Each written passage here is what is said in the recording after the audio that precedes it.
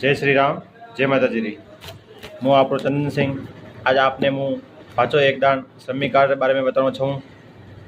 अगर आपरे परिवार में या आप नरेगा में जाओ तो श्रमिक कार्ड बनो तो कोई है कि नहीं है, यो बात आपने बहुत ज़रूरी मायने रखें। तो यो 90 दिन एक साल में एक सेशन ईयर एक सत्र में 90 दिन वे गया वे तो आपने श्रमिक कार्ड जरूर बनावनो। और श्रमिक कार्ड बनाई देवा आप 2-3 लाख रुपये में बीमो रहे। और विमे छात्रवृत्ति मिले। छात्रवृत्ति 6ठी क्लास लगाई MA BA तक B.Ed तक पढ़े बच्चे ने मिले।